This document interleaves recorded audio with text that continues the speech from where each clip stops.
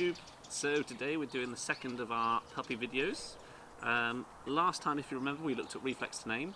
This time we're going to look at touch, okay? And by that we're talking about their nose to our hand. So we could call it a nose touch, a hand touch, depends what you're talking about. But that's what it's going to be. It's going to be their nose touching our hand when we ask them to. Now, why is this useful? So it's useful for a few different things. First and foremost, it means that we can physically move them around without actually physically moving them around. Okay, we can get them to go where we want by asking them to touch our hand, and we can get them to kind of move out from under our way. We can move them side to side. If we're walking down the road, they're on the left, we want them on our right. So we can move them around with it. If they jump up on the sofa, we want to get them off. We can also use it to be a bit of a sneaky recall. You know, if their nose is touching your hand, they've got to be close to you.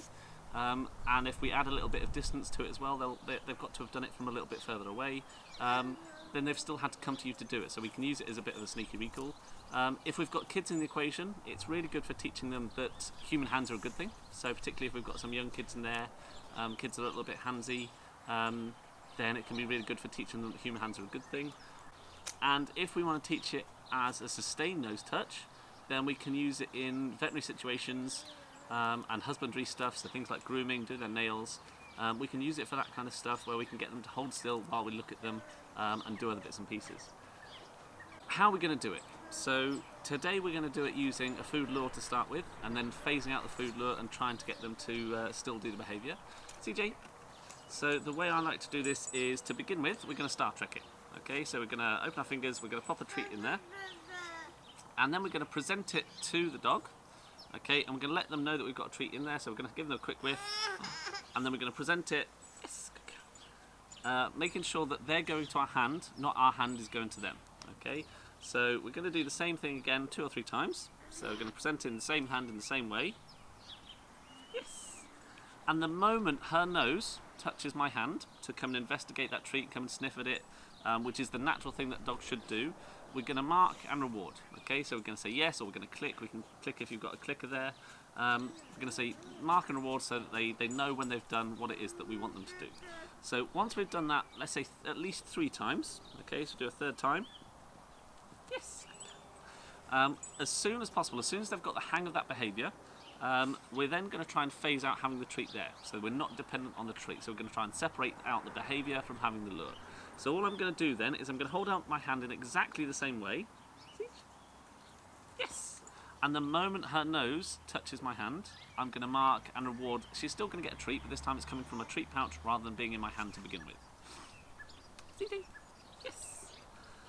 Once I've done that, and I've done that another 10 or so times, and I can get to that point where if I present my hand in the same way, yes, she is reliably touching it each and every time. What I can start to do then is switch up and try with my other hand. Now, for some dogs, we might need to go back to having a food lure in there. For some dogs, if we just present our hand in a similar sort of way, yes, then they're going to kind of get that behaviour anyway. They're kind of going to understand what it is that we're after. Yes, good girl. So, when we get to that stage where they're reliably doing it with both hands, what we're going to look to do then is add a verbal cue. Okay, so if we get to that point where they can do it, CJ, touch. Yes, good girl. They can do it with both hands regardless of which one we're asking for. Then we're going to start to add a verbal cue. Okay, and this is just going to help them to differentiate when we're asking for it and when we're just moving our hands around. So all we're going to start to do then is, as we present our hand to ask for the behaviour, we're then going to add a verbal cue at the same time. For me it's touch, which is incredibly unimaginative, but we can ask for them to do, we can put any cue we want to it.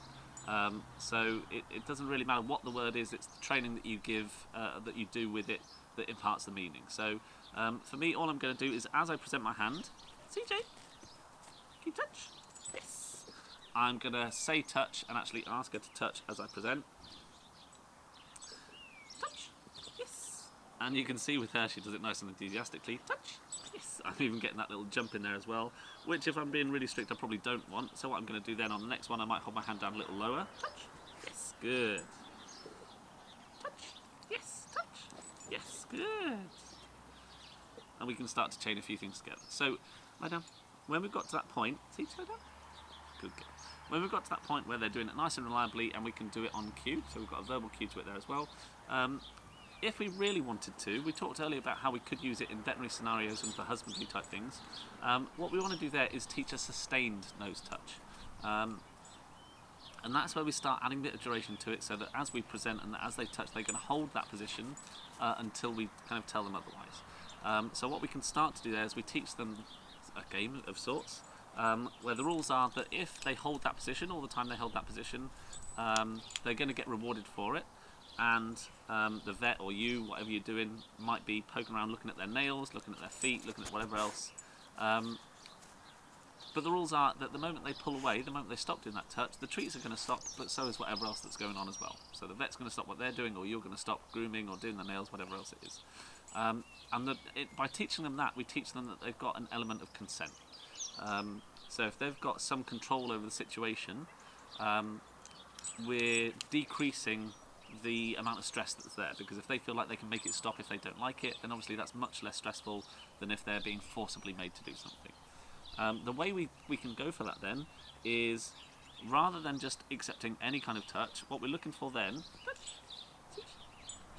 touch, just again, yes, is we look for those slightly more forceful ones. Okay, so those ones where there's a bit more pressure behind it. Touch, yes. So once they're doing it nice and forcefully, what we can start to look for then is we look for a tiny bit more duration. Now with CJ, we're still at the point where we're building this up. So all we're going to start to do is, if she just pushes and tries to come away again, we're just going to start to maybe, well, there's a couple of things we can do. Start to move your hand away ever so slightly so that she gets used to pushing through a bit more. See? Touch. Touch. Yes, good girl. And if and when we get those ones where she holds it for a little bit longer, touch.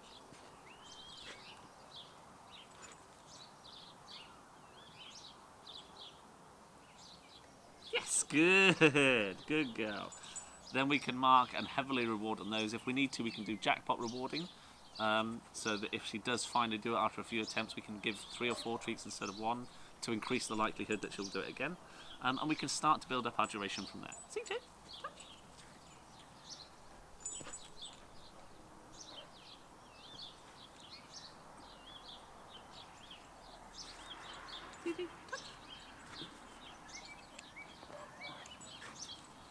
Yes, good. And what I'm actually looking for there, especially with her at the stage that she's at, is not necessarily the duration, but that notion that she's not just going to do it and bounce away again. Touch. Good, good girl. So if she does anything that should try and sustain it for a fraction more, yes, then I'm going to start to mark and reward that, and it's going to be a gradual process. Touch.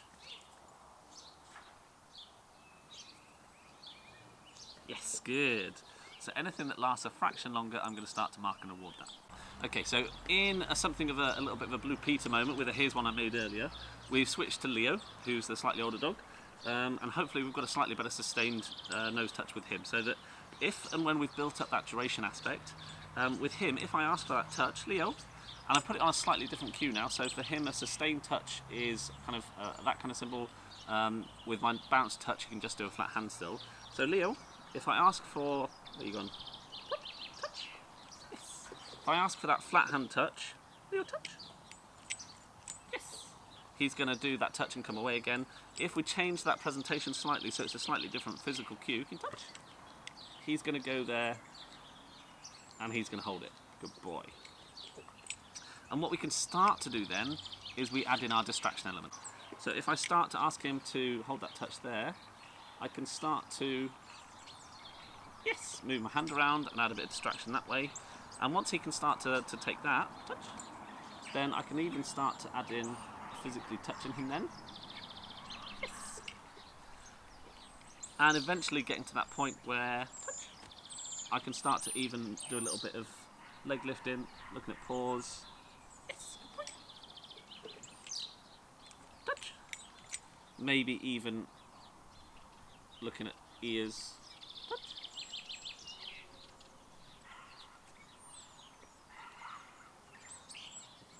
Touch. Yes, good boy. Maybe even do a little bit of ear examination stuff, and building into whatever I need to use it for then. So to build through that whole process is going to be, a good amount of time a fair amount of training. But if we want to just do that simple flat hand touch, so they're just going to come over and do it if we're using it for recall, for moving them around, all that stuff that we talked about to begin with, then that can be taught really, really simply and quickly. It's only the sustained element, the sustained nose touch, that is really going to take a little bit more work then.